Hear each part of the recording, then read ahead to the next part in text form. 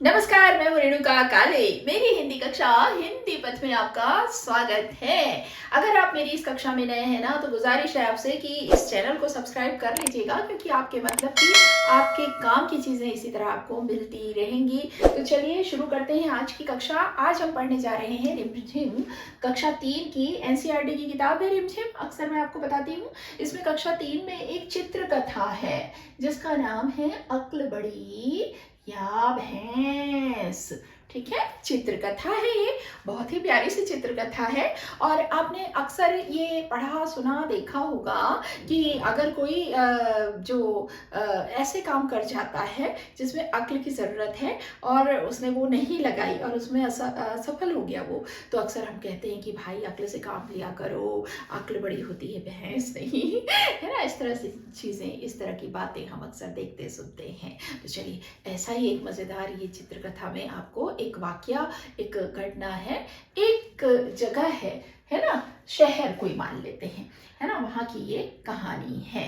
तो क्या होता है, आफंती है उसमें। किरदार कौन कौन से हैं? एक तो आफंती है। आफंती जो है बहुत बुद्धिमान है, इसके पास अक्ल की ताकत है।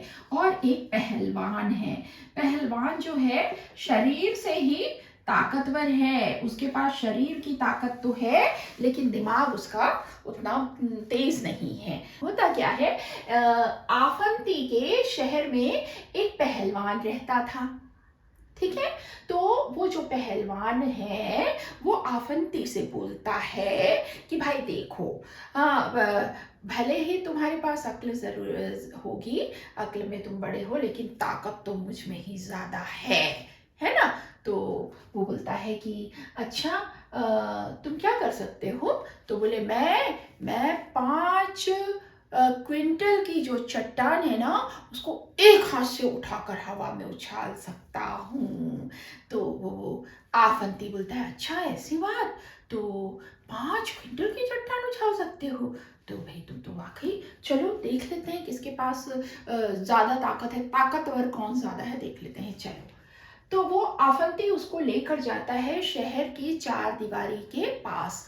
अब भाई पुराने समय में कोई शहर या गांव ऐसा होता था या किला होता था, तो वो उसकी सीमाओं के इर्द गिर्द बड़ी सी ऊंची सी वॉल, बड़ी सी दीवार होती थी, है ना। तो ऐसा ही कोई उसका शहर था जो चारों तरफ से ऊंची ऊंची दीवारों से घिरा था, जिसको हम कहते हैं चार दीवारी। ठीक है, तो आफंती उसको लेके जाता है पहलवान को चार दीवारी के पास शहर की, और उसको एक रुमाल देता है।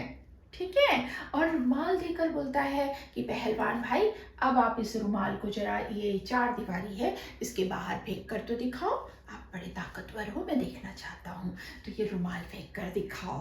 तो पहलवान बोलता है, हंसता है मन ही मन, अरे मैं तो 5 क्विंटल की चट्टान को एक हाथ से उछाल देता हूँ, ये बेवकूफ मेरे को एक रुमाल दे रहा है, हाँ अभी कर दूंगा ये काम, कोई मेरे लिए बड़ा है क्या? तो फिर वो क्या करता है, रुमाल को उठाकर उससे हाथ से लेता है और उछाल कर दीवार के उस पार फेंकने की कोशिश करता है। लेकिन क्या होता है, रुमाल जो है हवा में लहरा कर वापस नीचे गिर जाती है। फिर कोशिश करता है, फिर हवा में लहरा के रुमाल नीचे गिर जाती है। ऐसा करते करते वो थक जाता है, लेकिन रुमाल एक भी बार वो बाहर फेंक नहीं पाता है। तो आफंती बोलता है ठीक है, कर ली आपने कोशिश, अब मैं ट्राई करूं, मैं करके देखूं। तो वो बोलता है ठीक है करो। तो आफंती क्या करता है, आफंती आफंती ने क्या किया, एक पत्थर का छोटा सा टुकड़ा उठाया, उसमें रुमाल को, पत्थर को बीच में रख के रुमाल को बांध दिया और रुमाल को उछाला जोर से। तो रुमाल जो है वो दीवार के उस पार चली गई।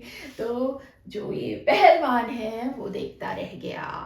तो इससे क्या पता चलता है, इससे ये पता चलता है कि भाई अगर आपके पास अक्ल है ना, तो आप हर स्थिति का, परिस्थिति का, जो मौजूदा समस्या आपके सामने रखी गई है, हालात आपके सामने आ गए हैं, उसका दिमाग के इस्तेमाल से सही तरीके से सामना कर सकते हो। कोई समस्या अगर आपके सामने आई है तो आप दिमाग के इस्तेमाल से, अक्ल के प्रयोग से उस समस्या का समाधान ढूंढ सकते हो। अब देखो, ये तो एक तरह की समस्या ही थी ना कि भाई ये रुमाल है, जादूगर के बाहर फेंको।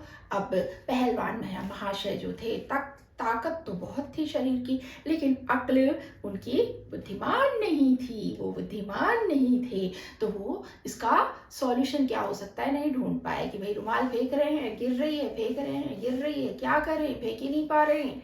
लेकिन वहीं आफंती बड़ा अक्लवर था। उसने क्या किया कि पत्थर का टुकड़ा उठाकर रुमाल के अंदर उसको बांध कर उछाल कर फेंक दिया। तो ऐसे ही जिंदगी में अनेक तरह की समस्याएं, अनेक तरह की परिस्थितियों से हमारा आमना सामना होता है। अगर हमने विवेक का इस्तेमाल किया, दिमाग से काम लिया ना, तो हर समस्या का समाधान हम निकाल सकते हैं। तो चलिए, आज के लिए इस कक्षा में इतना ही। इस कक्षा में आने जाने का सिलसिला बरकरार रखिएगा, चैनल को सब्सक्राइब कर लीजिएगा। तो मिलते हैं अगली कक्षा में, तब तक के लिए स्वस्थ रहिए, मस्त रहिए और आते जाते रहिएगा। अपना ध्यान रखिएगा। नमस्कार।